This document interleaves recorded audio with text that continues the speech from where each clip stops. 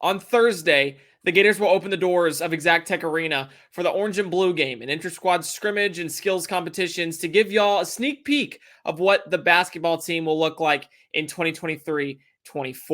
In 5 days, or as the Gators men's basketball social media account just put out, Will Richard days, the Florida roster, a reconstructed roster, will take the hardwood for the first time for real.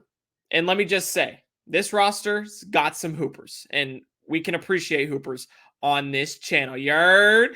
I'm Brandon Carroll, the host here of Carroll's Cadence, and today I am bringing y'all a rundown of Gators hoops before the season starts on Monday against Loyola, Maryland on Billy Donovan Court. As always, make sure to like this video and subscribe to the channel if you haven't already. I just want to say something real quick, y'all. This is my jam, all right? Your boy loves him some basketball. Played it in middle school and high school. Still dabble every now and then with some pickups. Try to play almost every Tuesday. Go down to a local church and hang out with some of my boys and get some runs in. I play in some leagues every now and then, but man, I love me some basketball. And as much as I love football, and y'all know just watching this channel that I love me some football, basketball may take the cake. That is where my heart is at. I love to play it. I love to watch it, cover it, talk about it, everything. So I have a feeling that as we grow, as this channel grows, y'all are going to start to really enjoy some of this basketball coverage that I'm going to bring y'all as we hop in to the season. And Florida's on-court performance this year may even enhance that just a little bit. So before we get into what this season's going to look like, what this year is going to look like for the Florida Gators, I want to take a look back because I think it's important to understand what Florida is moving into, where they came from.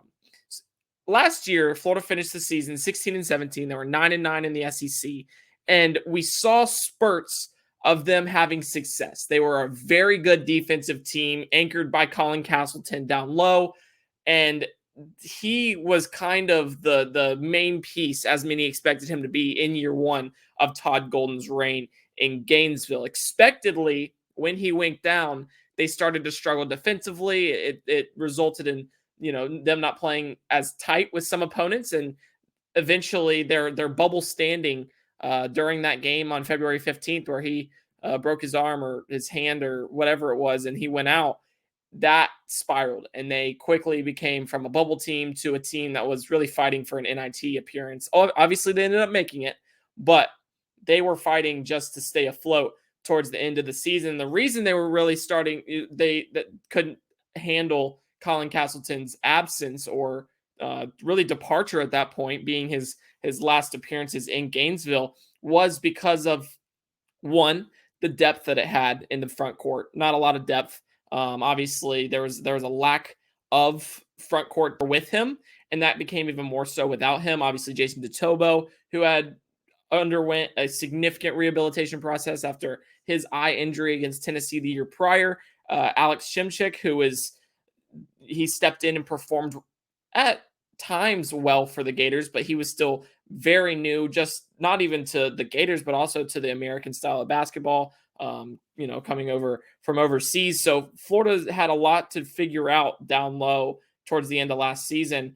But overall, defense was good. Offense was shaky at best. It struggled to find a rhythm and any sustainability really for 3/4 of the season until Riley Kugel kind of came on late and provided a glimmer of hope for the unit. He averaged 17 points per game on nearly 50% of his shots towards the end of the season in his last 10, I might say, or I should say.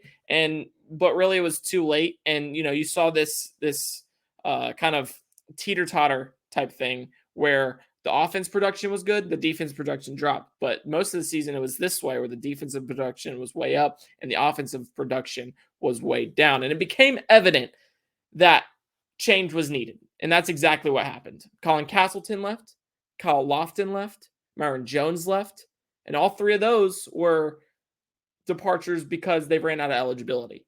But then you have guys like CJ Felder, Alex Fudge, Trey Bonham, Jason Jatobo, Niles Lane, all departing from Florida as transfers. So Florida cleaned house very, very quickly. And then you saw Lofton, Fudge, and Bonham, who were three pieces of the 2022 transfer portal class, move on. and you saw a lot of the pieces that even Golden and them brought in say, all right, I'm out. And a lot of that had to do with Golden and company understanding that it was important to reconstruct the roster in order to compete heading into the next year. And I had an exclusive interview with the Gators head coach this preseason, and I had the opportunity to ask him what they were looking to accomplish this time around in the transfer portal compared to last time around when things just didn't work out. Things just didn't have the they just didn't have the talent on the team or the production to sustain really any type of success throughout the year. And he said, I think the one thing we wanted to address this year that we didn't do a good job enough with a good enough job with in terms of last year's transfer recruiting was we took, I don't want to say we took some chances, but some guys that weren't necessarily like super proven producers, whether it was at the high major level or guys at the mid major level.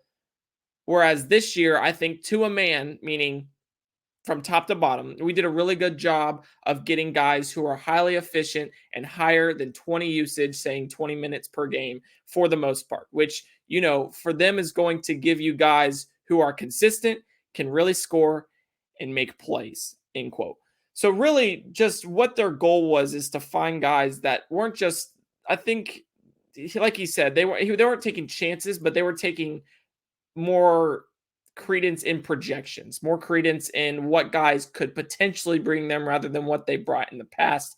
And that was a major difference between them last year and them this year. And as you start to look towards this future of the Florida Gators, it is vastly different because of the transfer additions that they were able to make. They made 5 throughout the transfer cycle, 6 if you count EJ Jarvis, who ultimately decided to retire before he had the ability to play out his final year of collegiate eligibility. But they still got Walter Clayton, Zion Pullen, Tyree Samuel, Micah Henlogton, and Julian Rishwain from the transfer market. And each of them provides a different skill set that can aid Florida to do not just the things that they didn't do well last year, but sustain the things that they did do well and kind of make these pieces all fit in a way that kind of brings substantial success and sustained success.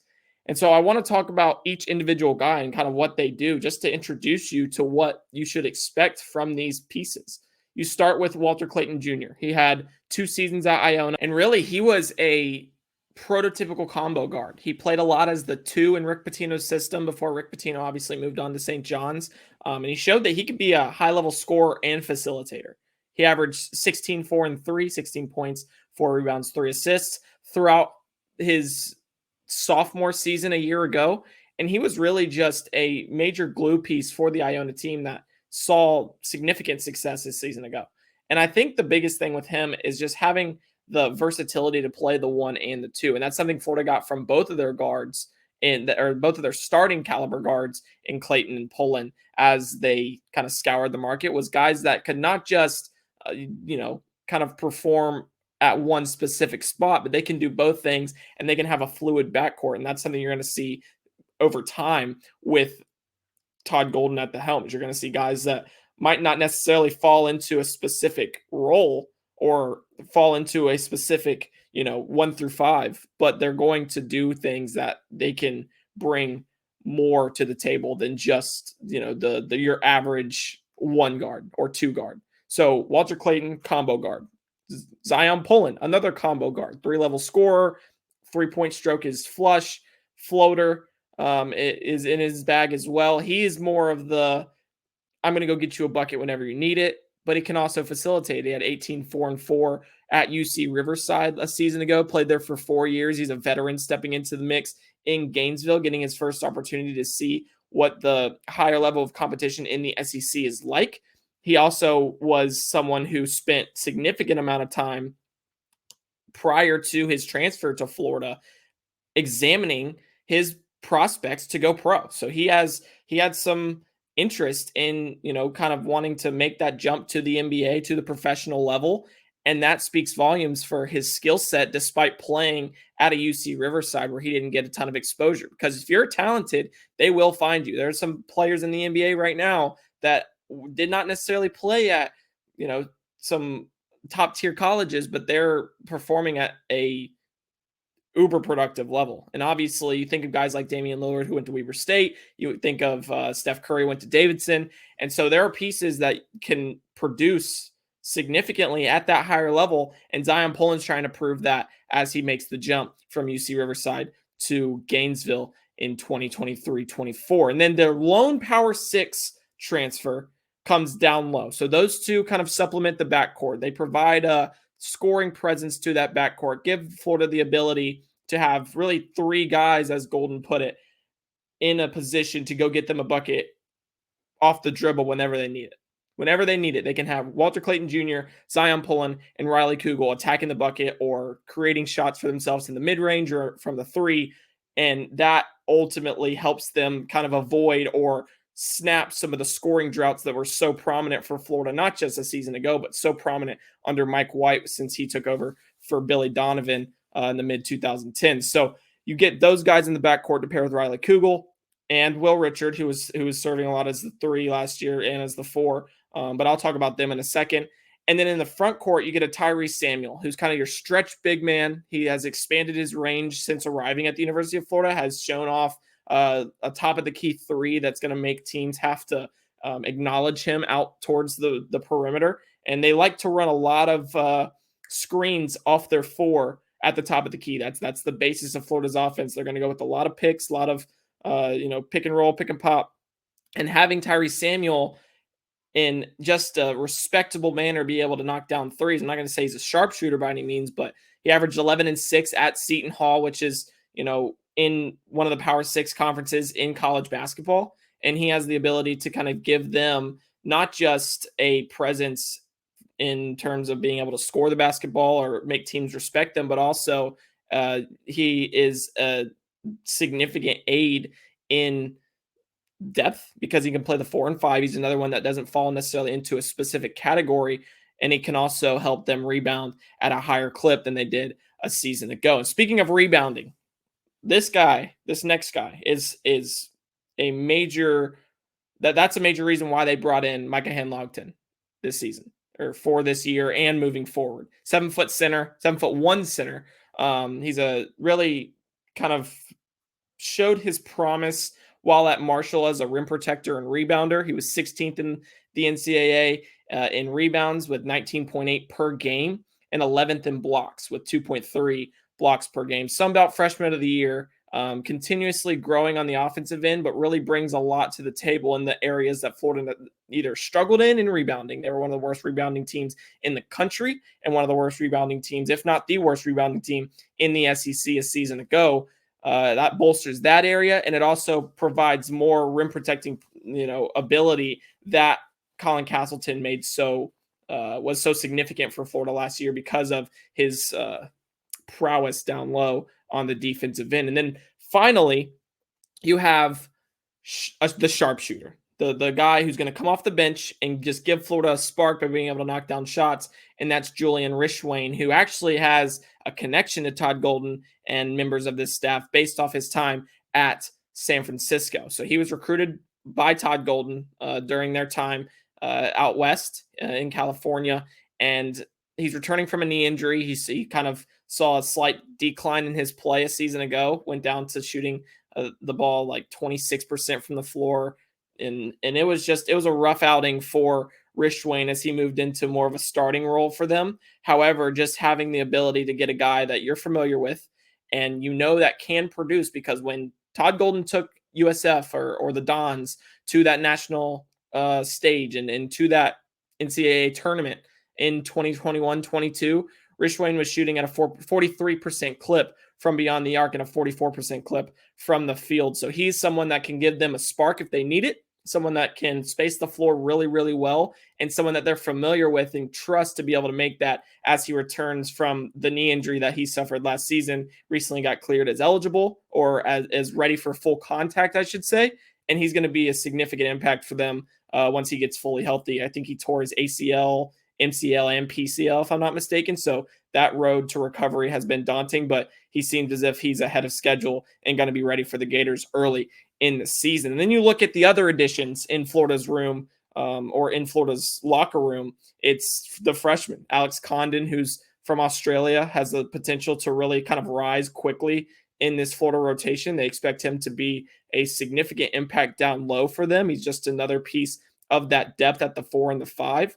Thomas Haw, another one who probably is going to play the 3 and the 4 for them throughout points of this season. You're going to see a lot of Condon and Haw, not necessarily together, but you'll see a lot of mixing and matching of Condon with Henlogton or Condon with Tyree Samuel, and then vice versa with Haw and Samuel and Henlogton whenever they get the opportunity. And then finally, you have Kaius Kublikis, who is he's a guard, played in Lithuania at one of the in really the premier club in that country, in their developmental systems, getting the opportunity to start playing at in this league, in this atmosphere for the first time. So they expect him to also kind of hit his stride and make some waves, but might not necessarily be this season. But he'll definitely see more playing time as his career moves on. So Condon and Haw are really the two from the freshman group that could carve out a role for Florida as it's needed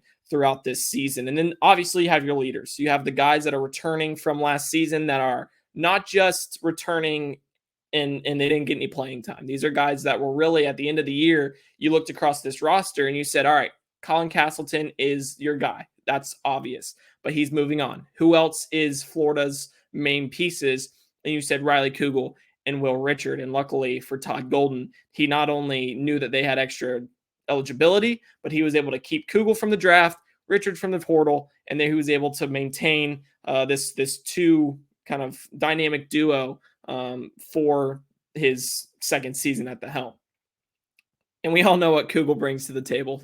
Like I said, he was contemplating going off to the NBA draft. And that's really because he is an elite shot creator, the ability to take it off the dribble. He likes to kind of pull, not from all three levels, obviously, but he has this specific move where he goes inside, gets to about the free throw line, whether it be on the either elbow or right in the middle, snatch behind the back, and he'll pull up from there. And it's very effective. And he seems to have a lot of comfort in doing so. But I think an underrated aspect of his game that we'll see a lot more this year, because it's not necessarily a need for him to go out and score as much as he did last season, even though the numbers will still be there, is his facilitation and court vision. He has the ability to kind of pick apart opposing defenses, see where guys are at, whether they're open yet or not. He can see if they're going to come open. And I think we start to see him facilitate a bit better, which only leads to a boost stock when his draft process comes back around following the end of this season. And then you got Will Richard. All right. He's from Belmont, played 1 year at Belmont before transferring into Florida last season. They really expected him to be more of a shooting presence. And that was really what they were looking at. However, he was Florida's best two-way asset, really, outside of Castleton. Second leading scorer on the year, right just over 10 points per game. But he was elite defensively, like elite. He could cover really 1 through 5. 5 was where it started to be a stretch, but really 1 through 4 he could take on, and they felt very confident in him doing so. Towards the end of the season when Castleton went down and, in the midst of their struggles for depth, he started playing a lot more 4 and Gators went small. But you kind of saw him show the length and the added physicality that he grew throughout the season. And it started to become prominent as he was able to disrupt passing lanes, come away with steals, and really be that anchor defensively for them away from the basket. And I think he's starting to grow more confident in his shot. He's starting to become someone that is not just, a defender. And, he had times last season where he was up and down shooting, but it seems as if he's starting to kind of get that stroke back, get back what he was doing at Belmont and how productive he was there. And it's been evident in the preseason practices that have been open to media as he's been knocking down shots and really being a vocal leader for this team in 2023-24, which is crazy because there's a very good chance that Will Richard, when they're in the bulk of their season, is coming off the bench as the Gators' 6th man. And then returning reserves, you have Denzel Aberdeen, guard from Orlando, played high school ball with Riley Kugel.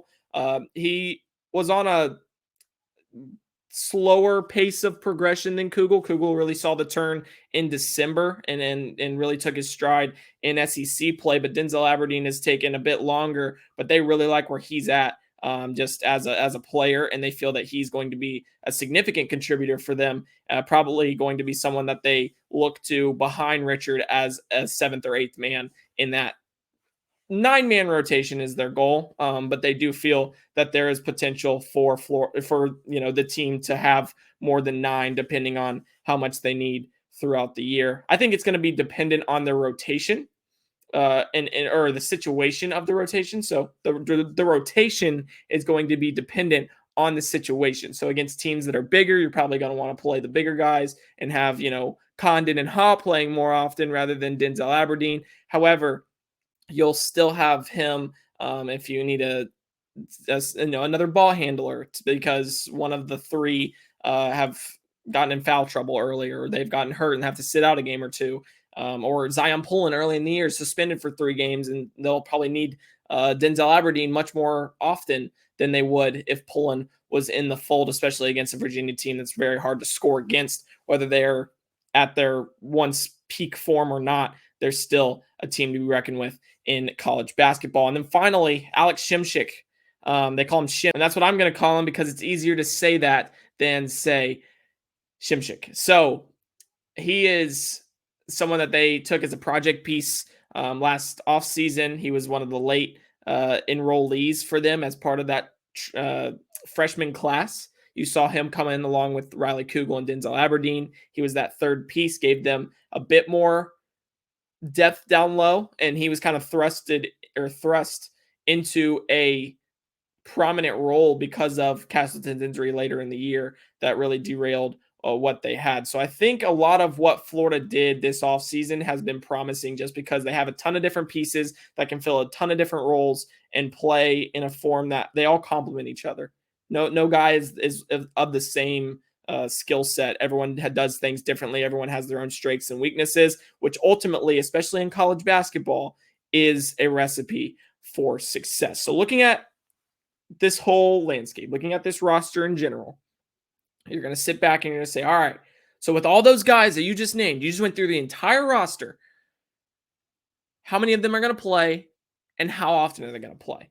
Well, if I had to project a starting lineup today, at full health, at no one's suspended, it would be Zion Pullen at the 1, Walter Clayton Jr. at the 2, Riley Kugel at the 3, Tyrese Samuel at the 4, and Micah Hanlogton at the 5. That's how they're going to trot out, and then you'll get Will Richard at the 6, who's going to play a high volume amount of minutes. So don't get in there and be like, oh, you can't exclude Will Richard, blah, blah, blah. I understand he's still going to play a lot of minutes. He's still going to be a significant piece in their approach, but he's going to come off the bench for Florida this season.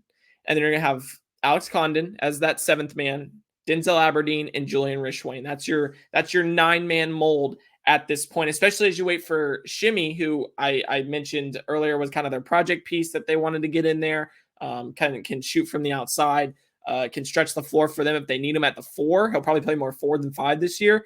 He is out most likely until December as he continues to nurse a broken foot that happened this offseason. So you're going to have a really strict 9-man rotation unless you want to kind of dip it into some of the younger guys with Ha and Kublikis early in the year. In those games without Zion Pullen, in those 3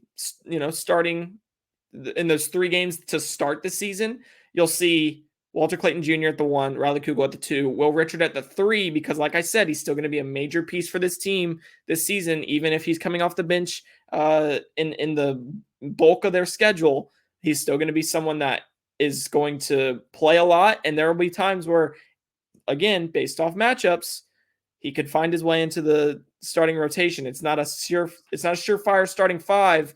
And we saw that a bit at points last year where they were willing to mix and match. Obviously, that's because they weren't having a lot of success, but it's still something that if you're competing in practice, if you're doing things to help win in practice, Todd Golden is a former walk-on. He cherishes what you're able to do in those moments to help the team win, even when the lights and cameras aren't on. So if you're able to do that, he will find a way to get you on the court and potentially get you into the starting lineup. That's something he stressed to me when we were talking about it, is that he wants to make sure he maintains that, because if Randy Bennett wouldn't have done that for him, he wouldn't have gotten the opportunity to play at St. Mary's, probably wouldn't have gotten the opportunity to go across and play overseas, yada, yada, yada. And so there's a lot there that puts them in a position to where there's going to be a lot of competition, and there's going to be a lot of back and forth throughout the year, whether it be in the starting lineup or in rotation, as we saw a season ago. Even if they're having success, there's always going to be the opportunity to carve out a role on this Florida team. And they have guys who there's not really anyone that you can look at, especially because a lot of these guys are not necessarily proven, because of they're new to the program, or they're just new to college basketball in general, that you can sit back and say, oh, he shouldn't be in the game, because we don't really understand what these guys are looking like right now. And obviously that'll change as the year goes on. But at this moment, it seems as if those 9 pieces are pretty set in stone, and you'll get, the Thomas Hall, who will probably come on late as the year goes on, and guys like that. So, but without Zion Pullen, I know, long-winded, Walter Clayton Jr., Riley Kugel, Will Richard, Tyree Samuel, and Micah Hanlogton. And then your depth is going to be Alex Condon. He's going to be the first one off the bench, and he's going to play a lot this season as well. Julian Rishwain, who will come in and complement the trio of guards. He'll play at the 2 and 3 pretty consistently and kind of give them a bit of a wing presence for Florida. And then Denzel Aberdeen will also get a pretty significant role. And this isn't all set in stone, because they were still trying to pin down exactly what the rotation was going to look like. And I do think that there is some room for movement. But with having the 2 early preseason exhibition matchups, I think they've kind of started to carve out what they want from this team, what they can produce with this team, and how they can operate. And that seems to be how it's falling. And then you get Haw as the last reserve, as that 10th man if they need it, Kaius Kublikis, and then obviously Alex Shimchick, who will come back in December to give them another depth piece down low. So for the season overall, I know I've talked a lot about the players, and you're like, get to the point where we talk about the team as a whole. All right, I'm there. I think this Florida team is equipped with the pieces, and like I said earlier, with the varying skill sets, with the multifaceted skill sets, to produce in a form that puts them at 5th in the SEC this season. There are a lot of talented teams in the SEC. It's going to be a gauntlet when they get into conference play. And the conference is only getting better each year. The league is only getting more and more difficult to not just win, but compete in, to be in the top half of. And I think Florida's going to be able to kind of navigate their way. I think they might struggle on the road early in conference play, just because they have one true road game against Wake Forest and they're out of conference slate, and you're not going to have a lot of opportunities for them to get used to the environment that the road can create, because we saw it with last year when Tennessee came to Gainesville. It's tough to win on the road, especially in a league that is only getting better each and every year. So when they go on the road, they might struggle. However, I do think they're able to find it in themselves to be able to finish 5th in the SEC. I don't have an exact record prediction, but I think that the 20 win total is that sweet spot for this squad. I think if they remain healthy, I do think it's a tournament team with the ceiling of the Sweet 16. And that's not me saying, oh, they're a title contender, they're a conference contender, because I think Florida is still a year or 2 away of doing that. I think they're still in that transition. I'm not going to sit back and lie to y'all. I wouldn't do that. Even though I am high on this squad, it's just, I do think that they're able to put themselves in a position to make a late season push to the second window of March, to the second weekend of that postseason, because they have the scoring, the rebounding, the rim protection, the facilitation, the shooting, the really everything. And it seems as if they have an emerging leadership that might not have been there last year, because another thing Todd Golden said was, it's hard to find guys who want to be vocal in today's day and age as leaders. And they have one in Will Richard. They have a guy who'll lead by example in Riley Kugel. And then they have a guy who's not afraid to get after whoever's, in situations where someone needs to be checked. He says that Walter Clayton Jr. has been doing that for them pretty consistently throughout the preseason. So I'm intrigued to see how this team is going to do in this ultra competitive Southeastern Conference. But I ultimately do believe that Florida puts himself in a position to finish 5th in the SEC, to kind of eclipse that 20 win total, whether it be right on the dot or 1 or 2 wins over. And I think if they're healthy, they are able to make a late season push, catch fire towards the end of the year, have a good running in the SEC tournament, win a game or 2 there, and then also find themselves in a Sweet 16 matchup after kind of working their way through the round of 64 and round of 32. So ultimately, this team is one I would definitely watch out for in college basketball this season. I think they have grown a lot from last year. I think Todd Golden has grown a lot after getting his opportunity to really see what the SEC was about, what the Power Six was about. And I think that they're going to be able to make adjustments in coaching. I think they're going to be able to make the ability to have more sustained success with the roster they have. And he said it last year, Florida had to be near perfect to make a run to the tournament. They have the pieces this year and the depth this year where that's not necessarily the case. And they're going to get out, they're going to run, they're going to have a lot of success in being in scoring and transition. And I think it's going to be a very fast-paced, fun, and effective unit and scheme and product for the Gators in 2023-24. And man, I'm excited for some college basketball, baby. I love this time of year. Like I said, I love football, and anyone who knows me knows that. But man, college basketball just speaks to me. You'll catch me watching a Bellarmine game on a weekend or weekday evening in November. And I'll just sit back and be like, yeah, man, this is the life. This is the life. And I'm excited to continue bringing y'all another season of Gators basketball coverage with a team that, like I said, should be a fun one to follow in 2023-24. And I'm excited to continue just chopping it up with y'all each and every Monday, Wednesday, and now Thursdays. So like this video, subscribe to the channel, drop your favorite player of the ones I named today from this roster ahead of this season in the comments down below. Go ahead and buy your stock. I need to know which hive you're a part of.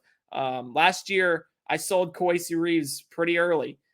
Before the season started, I said, I don't know. And then I jumped in on the Will Richard train.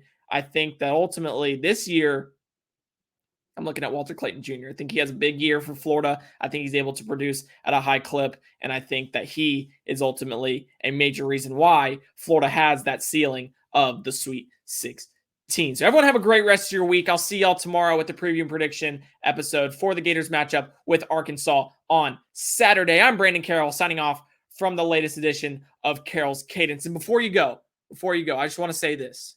Now that we're in basketball season, now that it's time to talk about basketball, baby, LeBron James is the GOAT. Argue with your mother. All right, I'm out.